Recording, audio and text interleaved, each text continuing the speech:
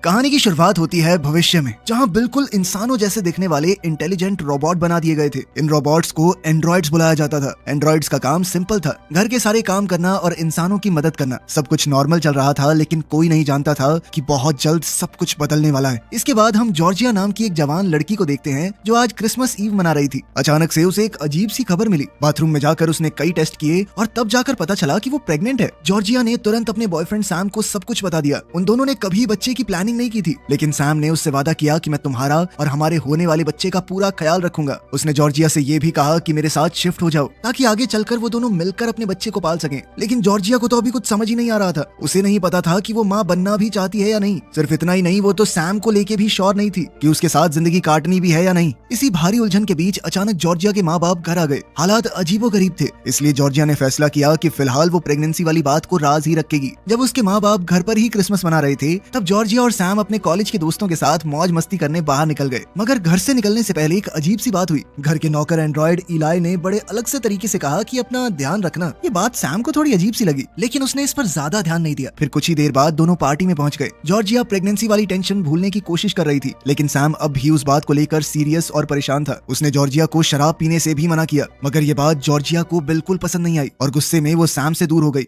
पूरी रात उसने सैम से थोड़ी दूरी ही बनाए रखी। तभी जॉर्जिया की एक दोस्त उसके पास आई, ताकि पूछ सके कि क्या हुआ, सब ठीक है ना। लेकिन उनकी बात चल ही रही थी कि अचानक पूरे घर में एक बहुत तेज आवाज गूंजने लगी। उसी पल अचानक सभी इलेक्ट्रॉनिक डिवाइसेस में इंटरफेरेंस होने लगा। ऐसा लग रहा था जैसे पूरे शहर में कुछ अजीब हो रहा हो। और तभी पार्टी में मौजूद एक एंड्रॉइड अचानक से अपना कंट्रोल खो बैठा। उस एंड्रॉइड ने बिना वार्निंग के अंदर मौजूद सभी लोगों पर हमला करना शुरू कर दिया। एक लड़के ने तुरंत सिक्योरिटी कोड का इस्तेमाल करके उसकी प्रोग्रामिंग बंद करने की कोशिश की, लेकिन हैरानी की बात यह थी कि एंड्रॉइड ने उसकी कोई बात नहीं मानी। अब सैम ने तुरंत जॉर्जिया को वहां से बाहर ले जाने की कोशिश की, लेकिन एंड्रॉइड ने उसका रास्ता ब्लॉक कर दिया और सीधा सैम पर हमला करने लगा। सैम ने उसे रोकने की पूरी कोशिश की, लेकिन रोबोट उसे जमीन पर गिराकर उसका गला दबाने लगा। अब जॉर्जिया अपने बॉयफ्रेंड को बचाने के लिए भागी, लेकिन एंड्रॉइड ने उसे जोर से लात मारकर दूर फेंक दिया। अब रोबोट सैम को खत्म करने ही वाला था कि तभी एक लड़के ने बेसबॉल बैट लेकर अचानक एंड्रॉइड पर पीछे से हमला कर दिया। इस जोरदार हमले से एंड्रॉइड को जबरदस्त चोट आई, जिसके बाद उसकी गर्दन से एक अजीब सा ग्रे लिक्विड बहने लगा। अब एंड्रॉइड तबाह हो चुका था, लेकिन असली प्रॉब्लम अभी शुरू हुई थी। कुछ ही पलों बाद जॉर्जिया और बाकी लोगों को बाहर से लोगों के चीखने की आवाजें सुनाई देने लगी। जब सब लोग घर से बाहर निकले तो उन्होंने देखा कि पूरे शहर में अफरा तफरी मच गई थी। हर जगह एंड्रॉइड्स घर तोड़ रहे थे और अपने ही मालिकों पर हमला कर रहे थे। ऐसा लग रहा था कि उस रहस्यमयी आवाज ने एंड्रॉइड्स की प्रोग्रामिंग को बदल दिया था और अब दुनिया भर में रोबोट इंसानों के खिलाफ हो गए थे। इस खौफनाक घटना के 9 महीने बाद हम देखते हैं कि जॉर्जिया और सैम जंगल के बीच छुपे हुए थे। जॉर्जिया अब कभी भी बच्चे को जन्म देने वाली थी। अब दोनों अपनी जान बचाने के लिए भटक रहे थे और हर वक्त कोशिश करते थे कि एंड्रॉइड्स का ध्यान उन पर ना पड़े। असल में वो दोनों बॉस्टन जाने के रास्ते पर थे। बॉस्टन उन चंद शहरों में से था जो एंड्रॉइड अटैक के बाद भी बच गए थे,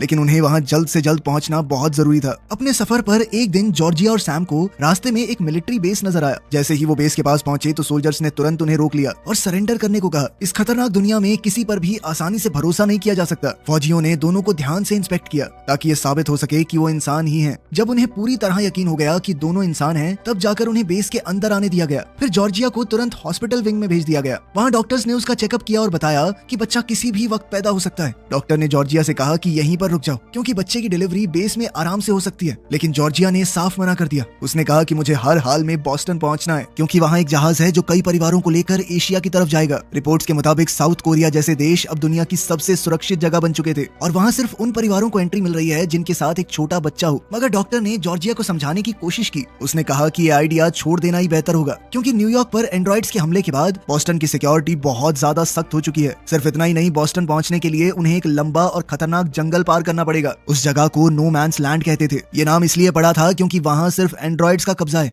रात को सैम कुछ फौजियों से बात करने निकल गया कि कोई उन्हें बॉस्टन तक ले जा सकता है क्या। लेकिन वहां जाकर सैम ने एक अजीब और भयानक मंजर देखा। सभी फौजी आग के सामने खड़े थे और वो कुछ रिचुअल जैसा कर रहे थे। इस रिचुअल में फौजियों के शरीर पर गर्म लोहे से एक निशान लगाया जा रहा था, जैसे वो खुद को आने वाली जंग के लिए तैयार कर रहे हूँ। मगर सैम ने बीच में आते हुए एक फौजी से कहा कि बॉस्टन तक ले जा सकते हो भाई। तब एक सोल्जर ने उसे चैलेंज दिया। उसने कहा कि बॉस्टन तो नहीं, लेकिन अगर तुम मुझे लड़ाई में हरा दो तो मैं तुम्हें पास वाले टाउन तक छोड़ दूंगा। शुरू में तो सैम ने इस चैलेंज से मना कर दिया, लेकिन फिर उसने जॉर्जिया और अपने होने होने वाले बच्चे के बारे में सोचा और वो लड़ने को तैयार हो गया। फिर अगली सुबह जॉर्जिया को फौजी बेस के कमांडर के पास ले गए। वहाँ का सीन देखकर जॉर्जिया हक्की बक्की रह गई। उसने देखा कि सैम को बंदी बनाकर रखा गया था। उनकी उस फाइट के दौरान सैम ने फौजी को इतना जोरदार मुक्का मारा कि वो लगभग अंधा हो गया था। इस वजह से बेस कमांडर काफी गुस्से में था। उसने तुरंत फैसला किया कि सैम और जॉर्जिया दोनों को बेस से तुरंत निकाल दिया जाएगा। अब उन्हें सिर्फ 2 मिनट देते हुए वार्निंग दी गई कि अगर उस टाइम के अंदर वो बेस से नहीं निकले तो फौजी उन्हें दुश्मन समझकर हमला कर देंगे। अब उनके पास कोई चारा नहीं बचा, इसलिए सैम और जॉर्जिया ने जल्दी से अपना सामान उठाया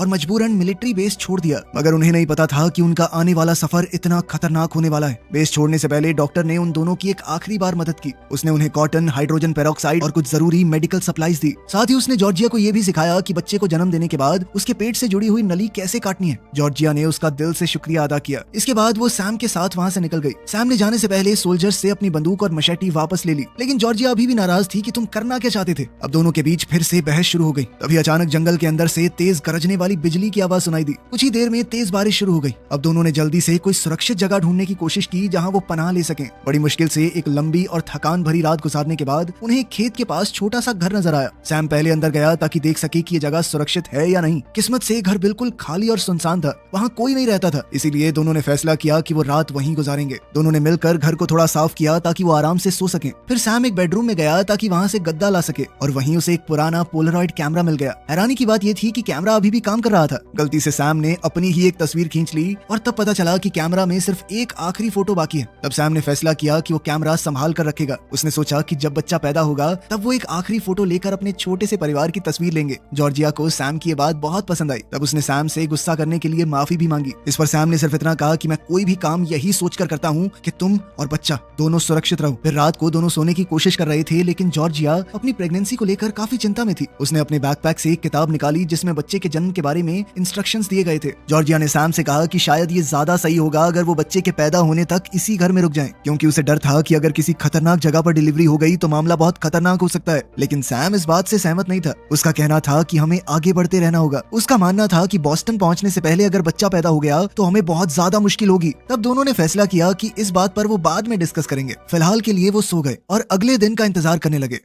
अगली सुबह जॉर्जिया बाहर कुछ आवाज सुनकर जाग गई। वहाँ उसने सैम को देखा जो गैराज में मिली एक मोटरसाइकिल को रिपेयर कर रहा था। जॉर्जिया ने कहा कि बाइक पर जाना बहुत खतरनाक है, एक तो इससे गिर के चोट लग सकती है, दूसरा इसकी आवाज एंड्रॉइड्स का ध्यान खींचेगी। लेकिन सैम का प्लान कुछ और ही था। उसने कहा कि बच्चे के पैदा होने से पहले हर हाल में बॉस्टन पहुंचना है, तो वो चाहता था कि नो मैंस लैंड को जितनी जल्दी हो सके उतनी जल्दी पार कर लें, और अगर रास्ते में एंड्रॉइड्स मिल भी गए तो वो अपनी पूरी जान लगाकर जॉर्जिया की सुरक्षा करेगा। खैर जॉर्जिया को ये आइडिया कुछ ज्यादा सही नहीं लगा, लेकिन हालात को देखते हुए उसने मजबूरन हाँ कर दी और आगे के सफर के लिए अपना सामान पैक करने चली गई। जब सब कुछ तैयार हो गया तो सैम को गैराज में कुछ सेफ्टी हेलमेट भी मिल गए। उसने अपनी बंदूक जॉर्जिया को दे दी ताकि जरूरत पड़ने पर वो अपना बचाव कर सके, और फिर दोनों मोटरसाइकिल पर बैठकर जंगल के बीच फुल स्पीड में निकल पड़े। रिस्की रास्ते के बावजूद सैम खुश था। काफी वक्त बाद उसे एक अजीब सी आजादी महसूस हो रही थी। उसे ऐसा लग रहा था मानो एंड्रॉइड्स ने कभी अटैक किया ही ना हो, बिल्कुल उस दुनिया की तरह जो एंड्रॉइड्स के हमले से पहले की थी। जॉर्जिया भी काफी हद तक वैसा ही महसूस कर रही थी। लेकिन तभी जंगल के बीच में अचानक से उसे लगा कि कोई परछाई पेड़ों के बीच से गई हो। एक बार को उसे लगा कि शायद ये वहम होगा, और दोनों अपने रास्ते पर चलते रहे। फिर कुछ देर बाद उन्होंने आगे चलकर एक नदी के पास रुकने का फैसला किया। जब सैम मोटरसाइकिल को थोड़ा और रिपेयर कर रहा था तब जॉर्जिया पास बैठकर अपने होने वाले बच्चे के लिए लोरी गाने लगी। कुछ देर के लिए सब कुछ शांत लग रहा था, लेकिन तभी उसे पास से ही एक अजीब सी आवाज सुनाई दी। जॉर्जिया ने तुरंत मुड़कर देखा। झाड़ियों के पीछे एक रहस्यमयी परछाई उन्हें देख रही थी। वो तुरंत समझ गई कि शायद वो एक एंड्रॉइड है, और डर के मारे उसने सैम को तुरंत वहाँ से भागने के लिए आवाज लगाई। सैम ने बिना एक भी पल बर्बाद किए मोटरसाइकिल स्टार्ट करने की कोशिश की, लेकिन बाइक अब स्टार्ट ही नहीं हो रही थी और वो एंड्रॉइड तेजी से उनकी तरफ भागने लगा। जैसे ही इंजन चालू हुआ वो तुरंत फुल स्पीड में वहाँ से निकल गए, और साथ ही वो एंड्रॉइड भी उनके पीछे दौड़ने लगा। जॉर्जिया और सैम पूरी कोशिश कर रहे थे कि किसी तरह उससे पीछा छुड़ाकर भाग सकें, लेकिन कुछ ही देर में और भी एंड्रॉइड सामने आ गए। उन्होंने रोड पर उन्हें घेरने की कोशिश शुरू कर दी। सिचुएशन और भी खराब हो गई जब एंड्रॉइड्स ने 2 ड्रोन्स हवा में लॉन्च कर दिए। ये ड्रोन सैम और जॉर्जिया का पीछा कर रहे थे और उनकी एग्जैक्ट लोकेशन बाकी रोबोट्स को भेज रहे थे। अब जॉर्जिया ने तुरंत सैम की गन निकाली और पीछे से आ रहे एक एंड्रॉइड पर निशाना लगाने की कोशिश की। जैसे ही जॉर्जिया को क्लियर शॉट मिला उसने ट्रिगर दबा दिया और गोली सीधा एंड्रॉइड के सर में जाकर लगी। मगर अब भी उनकी मुश्किलें खत्म नहीं हुई। ड्रोन्स अभी भी बिना रुके उनका पीछा कर रहे थे। सैम को अब समझ आ गया था कि एंड्रॉइड्स इतनी आसानी से पीछा नहीं छोड़ने वाले, इसीलिए उसने एक जोखिम भरा फैसला लिया। उसने बाइक रोक दी और जॉर्जिया से कहा कि तुम तुरंत जंगल की तरफ भाग जाओ जब तक वो एंड्रॉइड्स को किसी और दिशा में भटका देगा। इस पर जॉर्जिया ने सीधा मना कर दिया क्योंकि वो सैम को छोड़कर कहीं नहीं जाना चाहती। लेकिन सैम ने बिना उसकी बात सुने उसके हाथ से बंदूक वापस ले ली और मोटरसाइकिल लेकर वहाँ से निकल गया। अब जॉर्जिया मजबूरन वहाँ से एक छोटी सी पहाड़ी की तरफ नीचे उतरने लगी और वो पूरी कोशिश कर रही थी कि किसी को उसके वहाँ होने की भनक ना लगे। तभी उसे किसी के टहनी पर पैर रखने की आवाज सुनाई दी। वो धीरे से आगे बढ़ी और तभी उसके सामने एक अनजान आदमी आ गया। पहली नजर में तो वो आदमी इंसान ही लग रहा था। उसने जॉर्जिया से कहा कि मेरे साथ चलो, मेरे पास एक छुपने की जगह है, क्योंकि अगर एंड्रॉइड्स ने तुम्हें यहाँ पर देख लिया तो जिंदा नहीं छोड़ेंगे। जॉर्जिया सैम को छोड़कर जाना नहीं चाहती थी, लेकिन अब उसे अपने होने वाले बच्चे के बारे में भी सोचना था, इसलिए मजबूरन वो उस आदमी के साथ चल पड़ी। फिर वो आदमी उसे जंगल के अंदर ले गया जहाँ एक ट्रक को छुपा कर रखा गया था। ट्रक के अंदर उसने अपना परिचय दिया। उसका नाम आर्थर है और बीते समय में वो एक एआई प्रोग्रामर हुआ करता था जिसने एंड्रॉइड्स को बनाने में मदद की थी। आर्थर को अब अपने काम का बहुत पछतावा था। उसने कहा कि हम इंसानों ने खुद को भगवान के बराबर समझ लिया, उसी गलती का खामियाजा भुगत रहे हैं आज तक। आर्थर के हिसाब से अब तो जिंदा रहने का एक ही तरीका है, छुप कर रहो इन एंड्रॉइड से। फिर उसने जॉर्जिया के लिए वहाँ सोने की जगह बना दी। फिर कुछ घंटे बाद जॉर्जिया अचानक से जाग गई। उसे जोरदार दर्द महसूस होने लगा और तब उसे समझ आ गया कि उसका बच्चा बहुत जल्द पैदा होने वाला है। अब आर्थर ने जैसे ही जॉर्जिया की कंडीशन देखी, उसने तुरंत कहा कि वो उसे बॉस्टन तक ले जा सकता है। उसने जॉर्जिया को एक स्पेशल सूट दिखाया जो उसने खुद बनाया था, जो एक कैमोफ्लेज एल्गोरिदम पर काम करता था। इस सूट की मदद से एंड्रॉइड्स के बीच से बिना उन्हें दिखाई दिए गुजरा जा सकता है, लेकिन फिर भी अगर ज्यादा आवाज होगी तो एंड्रॉइड्स उनका पता लगा सकते हैं। जॉर्जिया ने उसका शुक्रिया अदा किया, लेकिन उसने कहा कि उसे सबसे पहले अपने बॉयफ्रेंड सैम को बचाना होगा, क्योंकि उसे लग रहा था कि एंड्रॉइड्स ने उसे पकड़ लिया है। जॉर्जिया की जिद देखकर आर्थर मान गया। उसने कहा कि वो उसे एंड्रॉइड्स के अड्डे तक ले चलेगा। फिर दोनों जंगल के रास्ते वहाँ के लिए निकल पड़े। कुछ ही देर बाद उन्हें एक बहुत बड़ा घर नजर आया जहाँ से लोगों की चीखने की आवाजें आ रही थी, जैसे कोई उन पर हमला कर रहा हो। अब आर्थर ने जॉर्जिया को अपना कैमोफ्लेज सूट दिया ताकि वो सैम को पहना सके। इसके बाद आर्थर वहाँ से चला गया और जॉर्जिया ने सूट एक्टिवेट कर दिया। सूट के एक्टिव होते ही वो एंड्रॉइड्स के लिए गायब हो गई। धीरे धीरे वो घर की एंट्रेंस तक पहुंची, जहाँ उसका सामना एक डरावने से चेहरे वाले एंड्रॉइड से हुआ। लेकिन जैसा आर्थर ने बताया था, सूट की वजह से एंड्रॉइड उसे देख नहीं पा रहा था और जॉर्जिया आराम से घर के अंदर घुस गई। फिर भी उसे बिल्कुल खामोश रहना पड़ा। वो धीरे धीरे आगे बढ़ती रही और पूरी कोशिश करती रही कि कोई आवाज न हो, जबकि और भी एंड्रॉइड्स घर के अंदर इधर उधर घूम रहे थे।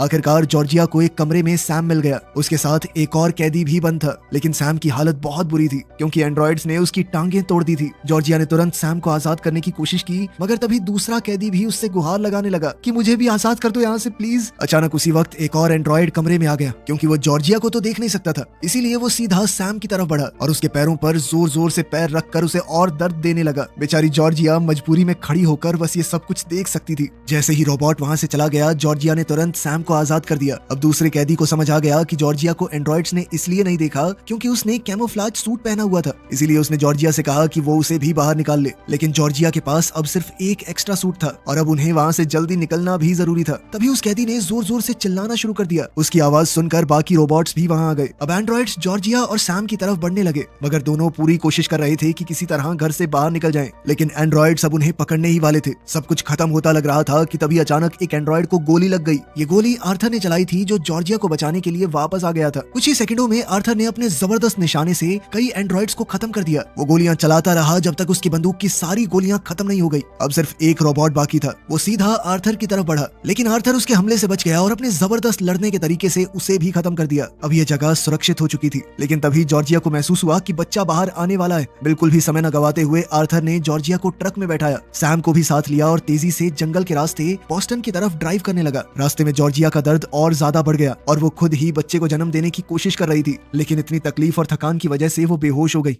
फिर अगली सुबह जब जॉर्जिया की आंख खुली तो वो एक हॉस्पिटल में थी और एक नर्स उसकी देखभाल कर रही थी। नर्स ने उसे बताया कि अब वो बॉस्टन में है और आर्थर की मदद से वो लोग वक्त रहते यहाँ पहुँच गए थे। डॉक्टर्स ने तुरंत जॉर्जिया का सी सेक्शन करके बच्चे की सुरक्षित डिलीवरी कर दी थी। फिर नर्स ने जॉर्जिया का बेटा उसकी गोद में दिया। पहली बार अपने बच्चे को देखकर जॉर्जिया की आंखों में खुशी के आंसू आ गए। उसके पास वाले बेड पर सैम भी पड़ा था, जो अपने जख्मों से उभर रहा था। वहीं कर्टन के पीछे वाले बेड पर आर्थर भी आराम कर रहा था। जॉर्जिया बेहद खुश थी कि इतनी मुश्किलों के बाद आखिरकार सब कुछ ठीक हो गया। फिर वो सैम के पास आई ताकि वो भी अपने बेटे को गोद में ले सके। दोनों ने मिलकर अपने बच्चे का नाम फॉरेस्ट रखा, लेकिन बदकिस्मती से सैम की हालत डॉक्टरों की सोच से ज्यादा सीरियस थी। डॉक्टर्स को मजबूरन उसकी टांगें काटनी पड़ी। इस वजह से सैम को अब लंबा समय लगेगा ठीक होने में। फिर कुछ देर बाद बेस के एक एजेंट ने जॉर्जिया से पूछताछ की ताकि पता लगाया जा सके कि वो बॉस्टन तक कैसे पहुंची। जॉर्जिया ने शुरू से लेकर अब तक सब कुछ बताया। फिर एजेंट ने पूछा कि तुमने सैम को एंड्रॉइड्स के चंगुल से कैसे बचाया। तब जॉर्जिया ने बताया कि वो आर्थर के बनाए हुए कैमोफ्लेज सूट को पहनकर अंदर गई थी। मगर एजेंट को ये बात काफी हैरान कर देने देने वाली लगी। उसने जॉर्जिया से कहा कि ऐसी कोई टेक्नोलॉजी है ही नहीं। ये बात सुनकर जॉर्जिया ने तुरंत आर्थर से बात करने की सोची, जो अभी भी कर्टन के दूसरी तरफ बेड पर सो रहा था। लेकिन जैसे ही एजेंट ने कर्टन के पीछे जाकर उससे बात करने की सोची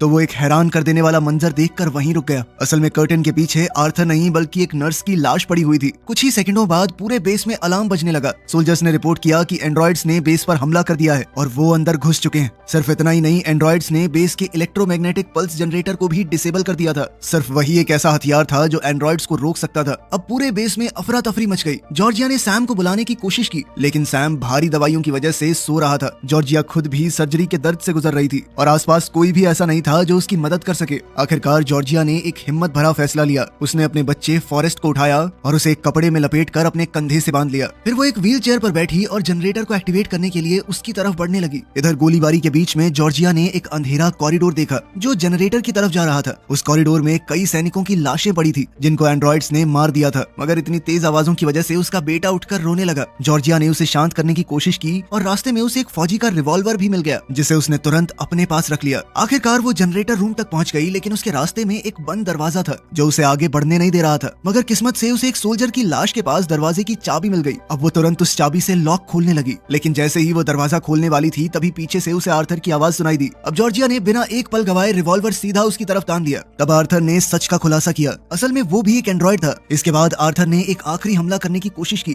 लेकिन जॉर्जिया ने बिल्कुल सटीक निशाना लगाया। गोली लगते ही आर्थर जमीन पर गिर गया और हमेशा के लिए डीएक्टिवेट हो गया। लेकिन उसी वक्त और भी एंड्रॉइड्स वहां पहुंच गए थे। जॉर्जिया ने तुरंत गेट बंद कर दिया और जनरेटर तक पहुंचने की कोशिश करने लगी। सभी रोबोट जोर लगाकर गेट तोड़ने की कोशिश कर रहे थे, लेकिन जॉर्जिया व्हील चेयर से कूदकर बाहर निकली और सीधा लिवर खींच दिया, जिससे इलेक्ट्रोमैग्नेटिक पल्स जनरेटर चालू हो गया और बेस के आसपास मौजूद सारे एंड्रॉइड तुरंत डीएक्टिवेट हो गए। आखिरकार जॉर्जिया की हिम्मत की वजह से वो भयानक जंग बंद हो गई। अगले दिन जॉर्जिया वापस हॉस्पिटल गई और सैम के बेड के पास बैठकर फॉरेस्ट को गोद में लिए हुए ही सो गई। जैसे ही सैम की आंख खुली, जॉर्जिया बहुत खुश हुई, क्योंकि इतनी मुश्किलों के बाद उसका छोटा सा परिवार फिर से एक साथ था। और जैसा कि सैम ने पहले वादा किया था, जॉर्जिया ने पोलरॉइड कैमरा निकाला और तीनों की एक परिवार की तरह फोटो ले ली। लेकिन इस खुशी के मौके के बावजूद सैम ने कहा कि उन्हें जल्दी से पोर्ट तक पहुंचना होगा ताकि वो एशिया जाने वाली शिप पकड़ सकें। सैम अभी भी पूरी तरह रिकवर नहीं हुआ था, लेकिन फिर भी दोनों पोर्ट की तरफ निकल पड़े। वहाँ पहुँचते ही एक जनरल ने उन्हें रोक लिया और उनसे उनकी पहचान पूछी। जॉर्जिया ने जनरल को समझाने की कोशिश की कि सैम जख्मी है और अगर उसे जाने नहीं दिया गया तो वो इन हालातों में बच नहीं पाएगा। लेकिन जनरल ने साफ कह दिया कि शिप कोरिया जा रही है और अब वो सिर्फ बच्चों को ही ले जा रहे हैं, क्योंकि देश में और बड़े लोगों के लिए जगह नहीं बची। ये सुनकर जॉर्जिया बिल्कुल टूट गई। उसने जनरल से बार बार रिक्वेस्ट की कि वो उन्हें भी जाने दे, लेकिन जनरल ने मना कर दिया और कहा कि वो सिर्फ बच्चे को ले जा सकते हैं। ये सुनकर जॉर्जिया बेहद निराश हो गई, लेकिन सैम ने उसे शांत करने की कोशिश की और कहा कि उन्हें सबसे पहले फॉरेस्ट की सुरक्षा के बारे में सोचना होगा, चाहे इसका मतलब यही क्यों ना हो कि उन्हें अपने बेटे को खुद से दूर भेजना पड़े। कोई और रास्ता ना देखकर जॉर्जिया मजबूरन मान गई।